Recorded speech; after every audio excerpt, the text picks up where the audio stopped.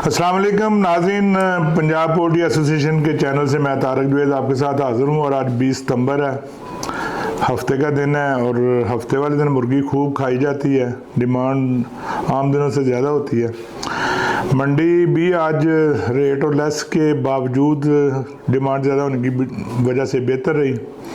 और मैंने कल भी कहा था कि रेट 300 पे पहुंचेगा तो उसके बाद इसमें स्टेबिलिटी आ जाएगी, लेकिन पता नहीं 300 तक पहुंचाने में क्यों लोग ग्रेज कर रहे हैं। हालांकि जो फार्मर को मिल रहा है वो तो शायद 300 ही मिल रहा है, लेकिन जैसे ही ये स्लेटें दुकानों पे 300 के हिसाब से लगेंगी, इसकी सेल मज़ीद बढ़ जाएगी और डिमांड बेहतर होने की वजह से रेट भी बेहतर होना शुरू हो जाएगा।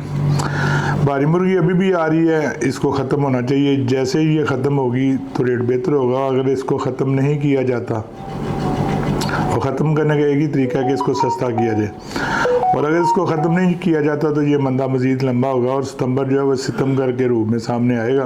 बहरहाल ये मुझ समेत बाकी सब लोगों को भी सोचना भी चाहिए और उस पर अमल भी करना चाहिए कि इस मुर्गी को हम जल्दी से जल्दी ख़त्म करवा दें। जेनेटिक चेंजेस पे हमारा प्रोग्राम रोज़ाना की बुनियाद पे अपलोड हो रहा है। आप लोगों से दरख्वास्त है कि जीएमओ की तमाम इन्फॉर्मेशन लेने के लिए और जेनेटिक चेंजेस किस तरह से मुख्तलिफ परिंदों, जानवरों, पौधों, सब्जियों, दालों की वजह से इंसानी जिस्म पे क्या क्या असरात छोड़ती है, ये सारा कुछ इस एपिसोड में मुकम्मल तफसील के साथ बताने की कोशिश की गई है। और अगर कोई चीज़ तशना रह भी गई तो आप उसका हमसे क्वेश्चन आंसर कर सकते हैं। इंशाल्लाह आपको उसमें अच्छा जवाब देने की कोशिश की जाएगी। रेट आज स्टेबल रहने का इम्कान है। बहरहाल कल इतवार भी डिमांड अच्छी होने की वजह से मेरा ख्याल है बेहतरी रहेगी।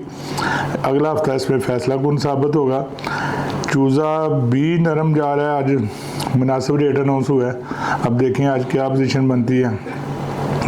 कल तो चूज़े के हैच नहीं है, परसों उसकी मज़ीद पोजीशन खुल के सामने आएगी। लेकिन ये है कि फार्मर को बहरहाल अपनी कास्ट कम से कम करने के बारे में सोचना पड़ेगा। कल इंशाल्लाह फिर मुलाकात होगी। उस वक्त के लिए खुदा हाफ़िज़, अस्सलाम।